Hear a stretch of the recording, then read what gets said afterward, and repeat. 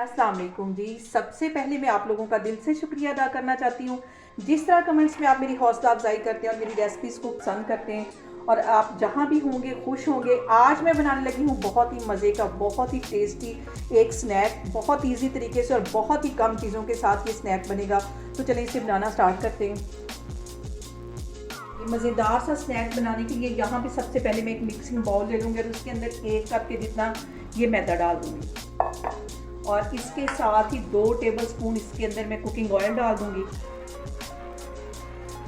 और 2 टेबलस्पून इसमें मैं चीनी के डाल दूंगी और आधा टीस्पून यहाँ पे मैंने कलवंजी ले ली है और 1 टीस्पून के करीब यहाँ पे तिल है। ये दोनों चीज़ें इसके अंदर चली जाएंगी और इसके साथ ही 1 चुटकी के करीब इसमें नमक चला जाएगा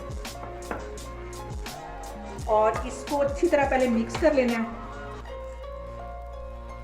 और यहाँ पे देखें जी, इसके अंदर इतना ऑयल होना चाहिए कि जब हम इसकी ऐसे मुट्ठी बंद करें तो ये इजीली ये देखें बंद हो जाए, ये बाइंड हो जाए। इसको इस तरह करने से ये बाइंड हो जाए मैदा। इन सारी चीज़ों को मैंने अच्छी तरह मिक्स कर लिया। अब इसको पानी के साथ में जैसे कि हम आटा गूंदते उतना ही इसको गूंदना, ना ज़्यादा नरम हो और ना ही ज़्यादा सख्त हो। इसको मैं अच्छी तरह गूंद दूँगी, हल थोड़ा थोड़ा पानी डाल के इसको गूंदती जाऊँगी और फिर मैं आपको दिखाती हूँ।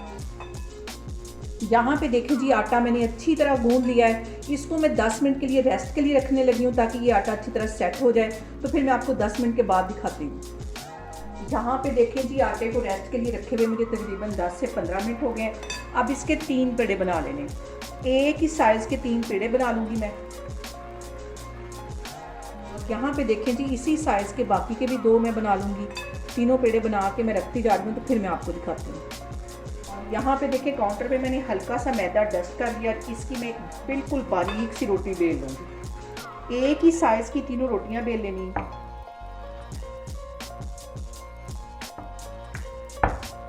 तीनों रोटियां मैं बेल लेती हूँ एक ही साइज़ की, तो फिर मैं आपको दिखाती हूँ। और यहाँ पे देखें जी, एक ही साइज़ की मैंने तीनों रोटियां बेल ली हैं। अब तकरीबन 2 से 3 ड्रॉप के करीब इसके ऊपर मैं कुकिंग ऑयल लगा लूँगी और ब्रश की मदद से अच्छी तरह इसके ऊपर फैला देना है ताकि चारों तरफ अच्छी तरह लग जाए। और 1 चुटकी के करीब इसके अंदर ये ड्राई मैदा जो है ये डस्ट कर देना है। चारों तरफ ये भी डस्ट कर देना है, अच्छी तरह इसको फैला देना है। और ये वाली जो मैंने रोटी बना के रखी हुई है इसके ऊपर रख देनी और हाथों की मदद से इसको बराबर कर लेना है।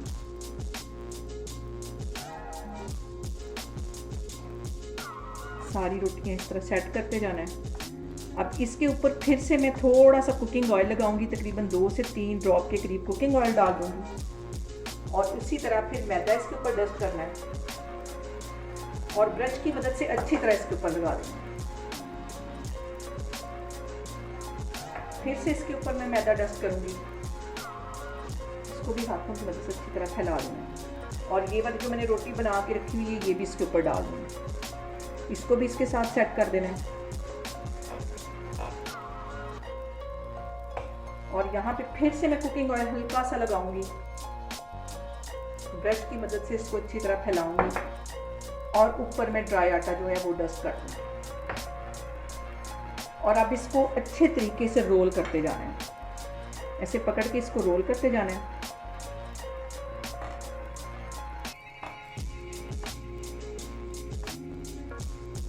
और अब इसको थोड़ा सा ऐसे बढ़ा लेना है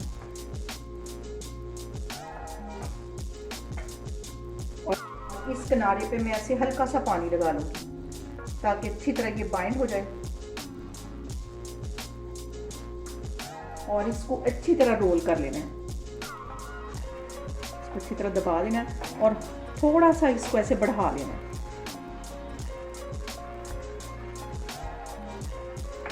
हल्का से इसको ऐसे मैं बढ़ा लूँगी।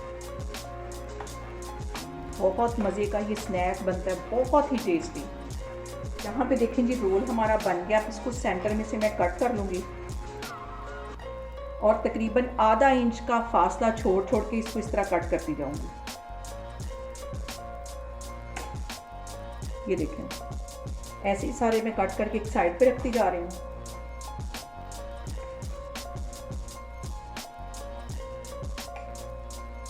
ये देखें, यहाँ पे देखें जी, ऑयल हमारा गर्म हो गया। ज़्यादा गर्म ऑयल में इसको फ्राई नहीं करना और ये जो मैंने स्नैक बना के रखे इसके अंदर डालती हूँ। ये देखें इतने इसमें से बबल्स, देखें इतना ये गर्म नहीं, इसके बबल से आप अंदाज़ा लगा सकते हैं। एक साइड इसकी अच्छी सी गोल्डन होती है, फिर मैं इसकी साइड चेंज करती हूँ। यहाँ पे इसको हल्का सा प्रेस करते जाना है।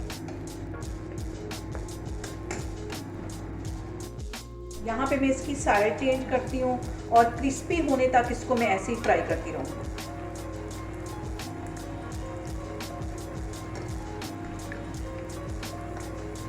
और सबसे जो अहम बात वो ये कि आपने मेरी रेसिपीज़ बनाते वक्त घबराना नहीं है, बिना स्किप किए हुए आप मेरी वीडियोस देखें, इंशाल्लाह ताला आपकी चीज़ें भी ऐसे ही बनेंगी। और अभी इसकी मैं गोल्डन होने तक का वेट करती हूँ। जैसे ही इसकी दोनों साइडें गोल्डन हो जाएंगी तो फिर मैं बाकी की भी इसी तरह फ्राई करती जाऊँगी। यहाँ पे देखें जी स्नैक हमारे हल्के हल्के गोल्डन होने शुरू हो गए। दोनों साइडें मैं अच्छी तरह इसी तरह क्रिस्पी कर लूँगी तो फिर मैं आपको दिखाती हूँ। ये मज़ेदार स्नैक आप बच्चों को लंच बॉक्स पे बना के दे सकते हैं, शाम की चाय के साथ आप खुद एंजॉय कर सकते हैं। बहुत ही टेस्टी, बिल्कुल इनका टेस्ट ऐसे जैसे कि हम बिस्किट खाते हैं। यहाँ पे देखें जी इनको इतना ही फ्राई करना है, इतना इस पे कलर आना चाहिए, इसको काला नहीं होना चाहिए। सारे में इसी तरह फ्राई करती जा रही हूँ तो फिर मैं आपको दिखाती हूँ।